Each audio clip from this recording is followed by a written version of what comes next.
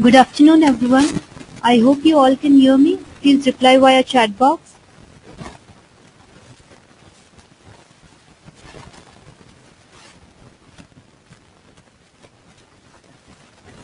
Welcome to agricultureinformation.com webinar. Today we are going to interact with Dr. Ajay Gupta on quality planting material for agriculture through biotechnology. The format of the webinar will be as follows. I'll mute everyone in the audience except Mr. Ajay. Then Mr. Ajay will make his presentation, and after we listen to him, we can ask him our questions by typing in chat box in GoToMeeting.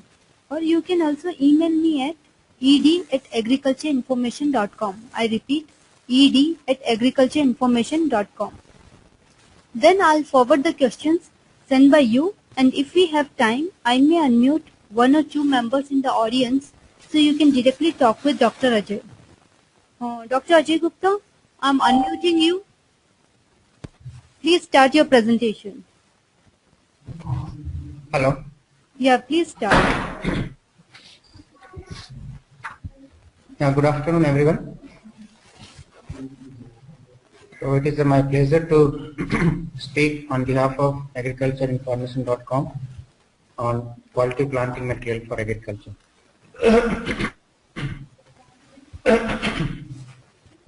I'm thankful for agricultureinformation.com for inviting me for this kind of valuable webinar, which may be beneficial for all the listeners and the stakeholders.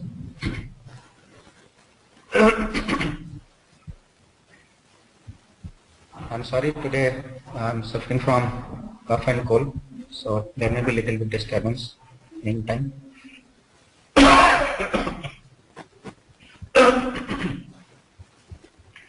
So basically the quality planting material for agriculture is a big issue, and still farmers are dependent on the material which are raised by the not well trained farmers, and those are supplied to the market, which are in fact very weak, not so healthy, and this results into use of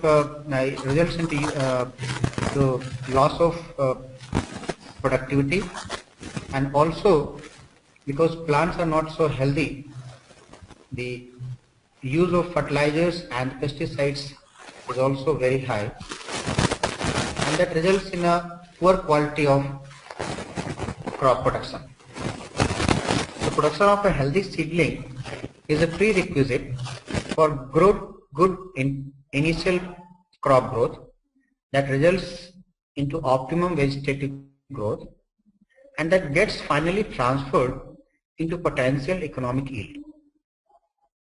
So healthy growth of plants from beginning also ensures better use efficiency of scarce and costly inputs like water, nutrients, and better tolerance to both biotic and abiotic stress. It has many advantages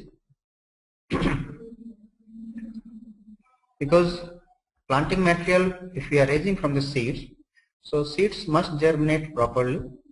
The mortality of the planting material should be very, very low, and all planting materials should be equally healthy, and they should encourage a healthy growth. Pest and disease management should be very good. So with the healthy planting material, this also reduces to very low number. The seedling does not wither during the transportation, because if they are raised by the good technology, so to supply to the market, because transportation is very essential part, so they should not wither away during the transportation, and they should have a better root growth, and the root damage should be rare during the transportation. It should be hassle free and for the planting and for the transport, and the uniform material for crop and labor saving, and ultimately a good financial viable cultivation of the crops.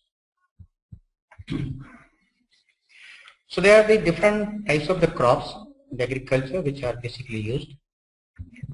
First one, I'll focus the vegetables. Second is the flowering plants. Third is the fruit plants. And fourth is the timber plants. On the vegetables, there are the different types of the crops, like the rooted crops like carrot, radish, turnip, and other crops. Then some are the rhizome like the ginger, underground stem modified, that is a potato. The leafy vegetables like spinach, broccoli, methi. Then fruits crops like tomatoes, cucumber, okra, baby okra, brinjal, capsicum, chili. So many fruit crops are raised for vegetables. Then number 2 is the flowering. Flowering like carnation,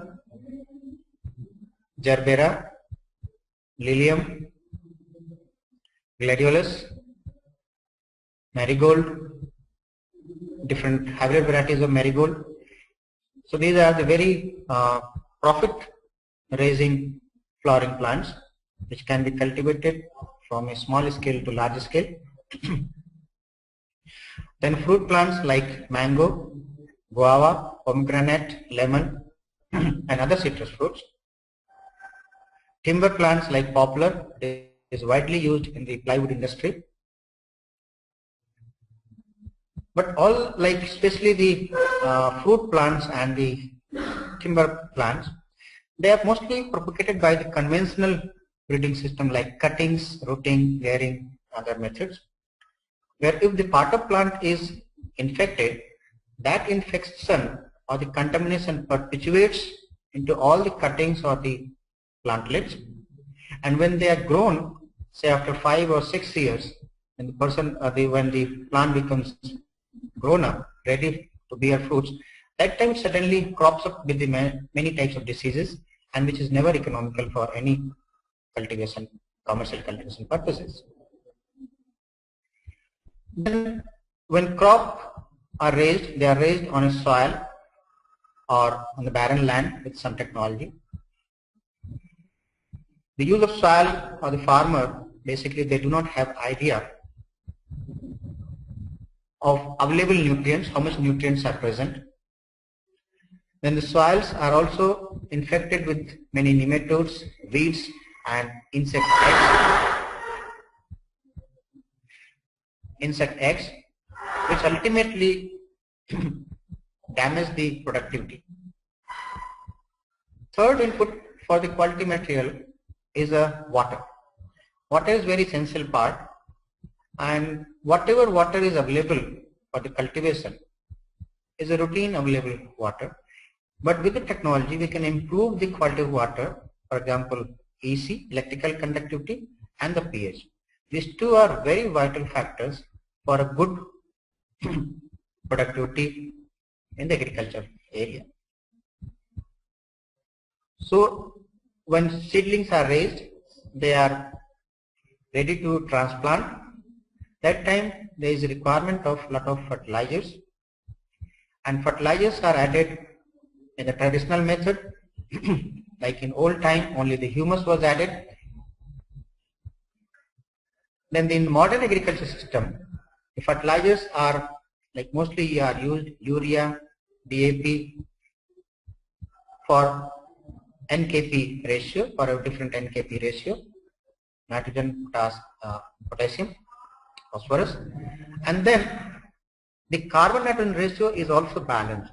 But this scene is not prevailing.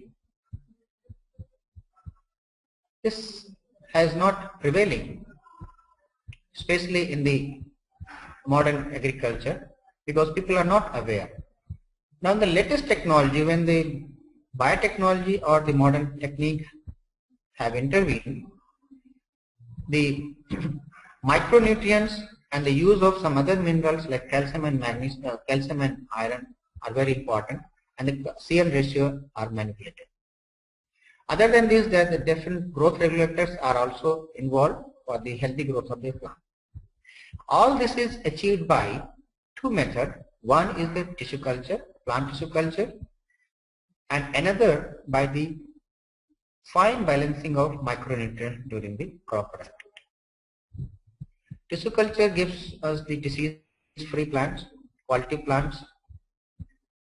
In a short time, a huge number of planting material can be made available. Then this can also be used where the seeds are not available. There can be the explant can be used for the propagation of the planting material, like banana, pomegranate, potatoes, and many other vegetable crops. They have been very successfully raised by the tissue culture technology, which is a part of biotechnology. And millions of plants can be produced at a very competitive rates, which can be supplied to their farmers. Second is the balanced nutrients. Whatever the crops are being grown, the planting material is not that much healthy, in fact. Why? Because right from the sowing stage of the seedling till the transplantation stage, and for the during the yield, when plants are ready to produce the yield, the nutrients are not balanced properly, and that results into a weak plant, which ultimately mars the quality of the crops as well as the yield gets very, very down. Through this technology, we are using a high nutrient value crops which are rich in antioxidants or some other valuable nutritional parameters.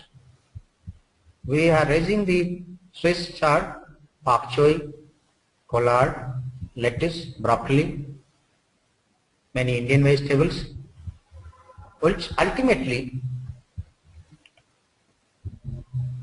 result into a very healthy plant. How we do this? We use both technology by the plant tissue culture as well as micronutrient balancing system. Depending on the requirement of the buyers, the mother plants are taken, and from mother plants, the plants are raised using the tissue culture technology. Number one, they are surface sterilized, then explant is prepared, then they are transferred into the agar medium, which is basically a nutrient-rich medium. And by two methods, either by the callus generation or by the shoot multiplication, we multiply the plantlets into required numbers. So shooting process, when shooting process is over, the plants are transferred to another culture medium for development of a healthy root system. In the rooting media, plants are transferred, and when plants are transferred, they develop very profuse rooting system, and that rooting system ultimately makes plants very adjustable for the ready for the to get adjusted into the new environment. The multiplication rate is very high, so that the viability of the project increases. At the same time, the level of contamination is kept very, very low, less than 1% contamination rate. So this is in the lab. Once the plants are ready with the proper root system, they are removed from the experimental jars, and then the agar is washed out, and the plants are transferred to a soilless media for the hardening. For the hardening, they are transferred into the greenhouse, where plants are acclimatized to a new lighting system and the temperature and humidity. This is a very crucial stage. For certain period, plants are kept at a particular time period inside the greenhouse, and plants are hardened. Then they are ready for the transplantation to the agriculture field. Some crops they need only primary hardening, some crops they need primary and secondary hardening both. Once hardening is over, then from those soilless media they are transferred into either to the agricultural land soil, or they are transferred to the completely soilless growing media where plants are given balanced nutrient, and those balanced nutrients are ultimately making plants healthy for fruit bearing and the productivity.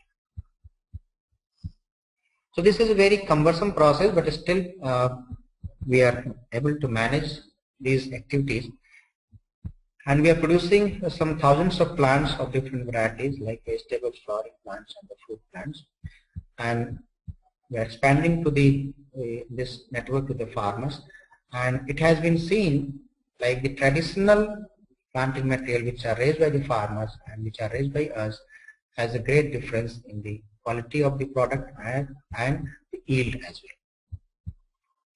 This also minimizes the use of high dose of pesticides, because soil health directly influences the health of the plant. If soil is not healthy, then plants will become weak, and when plants are weak, they will become prone for the opportunist infections like either by the fungi, bacteria or the insect. A weak plant is very prone for the infection. If plant is healthy, it can tolerate a lot of infectious agents and the pest, and it will result into a good yield and quality of the plant. So when healthy plants are transplanted in the agricultural land, the use of the pesticide is minimized. In some cases we have seen that we were not able to, we did not use any type of pesticide, and plants were showing a very good productivity, and that was a very complete organic type of the products from the planting material. And once the plants, basically especially the vegetables and the fruits which are eaten up by the human being, so when this food chain becomes free of the pesticide, the plants are very healthy and they maintain a proper health of the human being, which is ultimate objective of survival. So real health is maintained by a quality planting material. So we need to reform this process of the agriculture, where planting material especially is a big crisis. Farmers are dependent on the poor quality of planting material. Now if we can raise these plants through this technology, other than other process, it involves long processes. So if farmers are supplied with the planting material, definitely the pesticide issue will be minimized. The farmer can earn more money per acre of land, and quality of the material will be also improved. With this, I think I should finish my talk, and if anyone has any question, so I'm ready to answer. Thank you so much. Thanks, Dr. Ajay Gupta, for the informative talk. Now I request audience, please start your questions now by typing in chat box.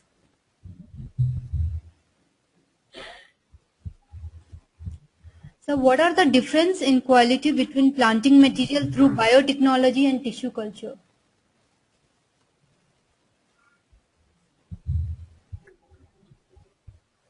Dr. Ajay? Yeah, basically tissue culture is basically part of the biotechnology. So there is no much difference in the biotechnology or the tissue culture. Both are the same. But definitely there is a difference in the planting material raised by the conventional method and planting material raised by the biotechnology. So then there is a difference in the planting material quality. Okay. And so banana G9 dominates the tissue culture. Then which are the groups which are Right. which are the crops which are to be proven successful through biotechnology? Like almost every most of the crops which in India we are raising, like banana is the one of the very big success story, and this has been the Giant Group is the pioneer in this area, And other than that, banana nowadays we are having the pomegranate, then guava, we are having the lemon. These are the fruit category. Then in vegetables, almost every crop has been raised by the tissue culture, like ginger. Ginger we have been raising by tissue culture, and the problem with ginger, especially in Himachal and the other areas, is that the fungus that penetrates into the rhizome, and when that rhizome is used as a seed, so that fungus multiplies into the seeds, and that crops yield goes very, very down. So through tissue culture like of the ginger, we are multiplying the ginger where the rhizome is a fungus free, and when it is taken to the field, the endogenous infection is not there, so the crop yield improves a lot. Then there are for the like flowering industry, floriculture is coming up in a big way. So like carnation, gerbera, then marigold, and lilium. These are widely being successfully being multiplied. Plants have been multiplied using the biotechnology, and there are many farmers and they are raising in open field as well as in the greenhouse. So there is a lot of success stories in the biotechnology planting material. Okay. And what are the prospects of better yield by using planting material through biotechnology? Yes, like first of all, the healthy plants. Through biotechnology, we produce the healthy plants, which is not found in the traditional plant raising system. Number two, it is a disease-free plant. Through biotechnology, whatever the crops are raised, they are the disease-free plants. And then there are the indexing are done, like for the viral indexing and other disease indexing. So through indexing, we find out that whatever the clones are being released outside the lab, they are all free from diseases. And when they are free from diseases, they are of very good quality. Then because their nutrients are also monitored at different stages during the growth, seedling growth, as well as during the fruiting timing. So those micronutrients are basically helping plant to improve the yield. For example, during the flowering time, because flower in most of the cases it results into the fruit. That is a normal process. So if flowers are plant can induce to develop a better flowers, healthy flowers, so then all flowers can convert it into the fruit, and then yield will naturally increase many times. Okay. That is, these are some examples. Okay. Please can you share any of the success story of some farmers who have reaped the benefits and the profit through this system? Yeah, like in our area we have a group of some around 15 farmers who have been using the conventional method of planting material, and when we supplied them the planting material of tomatoes, then brinjal, then to some broccoli even, and then some cucumber. So there the per acre yield was previously very low. There was more consumption of the pesticides and the fertilizers, So whatever the profit, per acre profit was very, very low. Now when we started giving them this planting material of these crops, agriculture crops, so they had to use very less of quantity of pesticides, and with the minimum use of fertilizer, with the fine balancing of carbon nitrogen ratio, and then the nutrient value, their profit was almost 1.5 times to 2 times increase, and they are very happy now. Many more farmers are motivated to get involved into the quality planting material for their cultivation purpose. Now they are shunning the traditional method of raising the planting material, and they are more depending on the biotech plants of the planting material. Yeah. Members, please continue typing your questions. Can you give us some examples of medicinal plants? Yeah, like in medicinal plants, Withania somnifera, it is called ashwagandha. Then there is a turmeric, that is source of curcumin. Curcumin is widely used for the nowadays for the cancer treatment, for the skin treatment, and some digestive material. Then the ginger. These are some very vital medicinal plants which are successfully cultivated using the biotechnology. Okay. In the current season, what will be the suitable medicinal plant? What you will suggest? Pardon? Right now, in the current season, what one should go for with the medicinal plant? What will be the suitable medicinal plant? Up to end of November, it was a very good season for the asparagus racemosus, sativa. That is widely used for the steroid supplement in the human body, including male and female. Sativa is one of the very good planting material, and it has a lot of demand. Like we have around 20 metric ton demand of this sativa from some companies. Then this is also suitable for this Withania somnifera, ashwagandha, and coming months of the February will be very useful for the mentha cultivation, because the menthol is widely used in many of the medicinal components. These are the few medicine plants which can be very well taken up for the cultivation in this season. Okay. And so what are the prerequisites for the soil preparation? Yeah, very good question. Soil preparation is basically like treatment of soil. As I told you, the soil is infected with a lot of pathogens like nematodes, fungi, and then insect eggs. So the soil treatment is done first to sanitize the soil with certain insecticides and the fungicides treatment. Then there is also, if it is having the excess of the salt, then that has also to be leached out. Leaching out of the excess minerals is very important, and it will also balance it will also maintain the pH, that is basically suitable for a particular type of the crop production.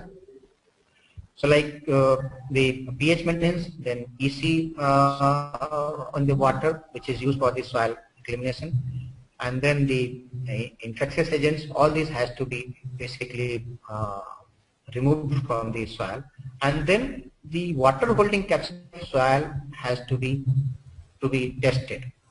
We are using the biochar mixed with the soil, and that increases the soil porosity several thousand times, and that is very good condition for the raising of the planting material. That has given a very good results.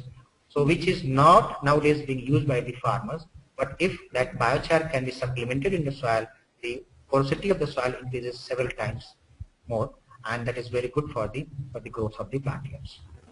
Okay. And we would also like to know, is that, I mean, all farmers, they are aware of this planting material through biotechnology? No, unfortunately in India, as I told you, the agriculture still farmers, about 80% farmers, they are dependent on this old traditional method of agriculture, and that is why there is a heavy dependence on the pesticides, herbicides, and other chemicals. Biotechnology must be propagated and promoted by the respective state governments, because it can definitely food security, food safety, for everything. This is very important. Unless biotechnology in agriculture is not involved, our agriculture scenario will not improve, and as it is being felt that the India needs a second green revolution, that is only possible through the biotechnology. Okay. Has government taken any steps so far to spread this word? Not much, but some state governments, they are taking up, but they are only giving some subsidies, like to raise the greenhouse for horticultural crops. Like they have the subsidy from some states, they are giving 50% subsidy on the greenhouses. Some they are giving 75% subsidy. Even some government they are giving 90% subsidy. Then they are also giving subsidies on the drip irrigation, sprinkling system of irrigation. But this biotechnology still needs much encouragement from the government side.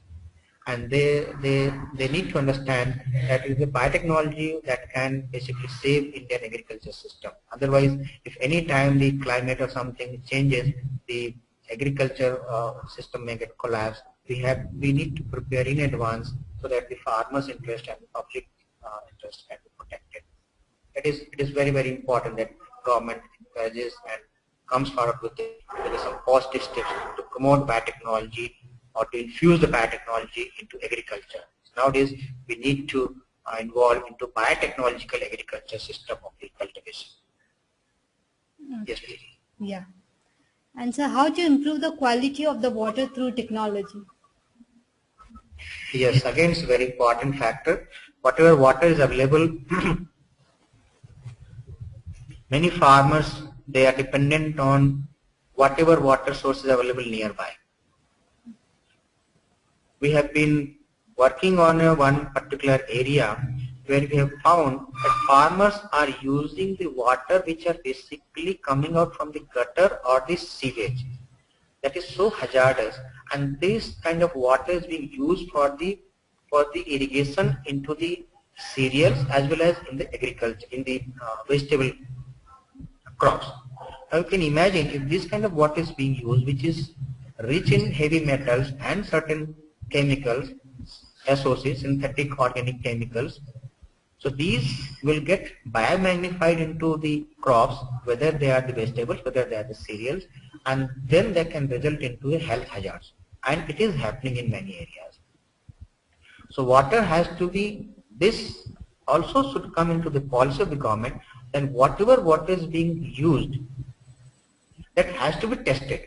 Every farmer should be given this facility, or the government should get involved, that in all agriculture system, the water irrigation system, water quality has to be tested, and it should be as per the need of for the crop. There should not be any unwanted material into the water, unwanted heavy metals or the chemicals, because ultimately they are reaching into the crops, and which ultimately crops are consumed by the human being. So a lot of diseases like including cancers, diseases, they may happen if the quality of water is not taken care of. So ultimate idea is like water can be taken from the tube well, or it can be supplied from the government with a proper treatment, and there are the various treatment facilities available, like even the biochar or the active carbon can be used for the purification of water, so that the water is free from many contamination is supplied for the farmers. Of course, it may little bit increase the workload, but it is essential for the public health. So water treatment, there are modern days, these water treatment facilities are available when these are done inside the greenhouses. So their water quality is thoroughly tested. Fertilizers are added to the water, water is tested, fertilizers are added, and that is supplied, or that is used for the irrigation purpose. But water quality as a whole for the agricultural lands, it has to be tested. Yes, please. Yeah. So how to find out how to use these technologies, I mean especially for the farmers? Yes, so like the government has created every district the KVK, Krishi Vigyan Kendra. The government should ensure that all the scientists present in the KVK, Krishi Vigyan Kendra, they reach to the farmer regularly. They apprise them the latest development of the technology, and they work with farmers. This is not happening in many cases. If this happens, then definitely farmers can get the benefit of the technology, and the productivity will increase, and the mandate, like to feed the billion mouths, can be achieved only through the scientists, because KVK is having the qualified scientists, and if they are not reaching out there, basically it is a basic failure on the agriculture part. So technology can be implemented through these scientists or through the Krishi Vigyan Kendra, or government can make some other agency also, which ultimately leads to the farmer. One-to-one meeting is there, or through these kind of meetings with the agricultureinformation.com can also become a key player to spread this kind of message to the farmers. But it should be always held by the substantiated by the government agencies. Yes. Yeah. Audience, any more questions?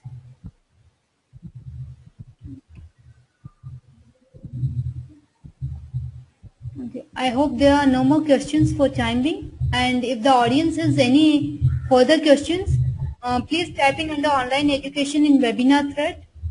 And I'm giving you the link where you can post your questions in the forum and continue the discussion directly with Dr. Ajay. I would like to thank Dr. Ajay for the informative talk. Thanks, Mr. Dr. Ajay.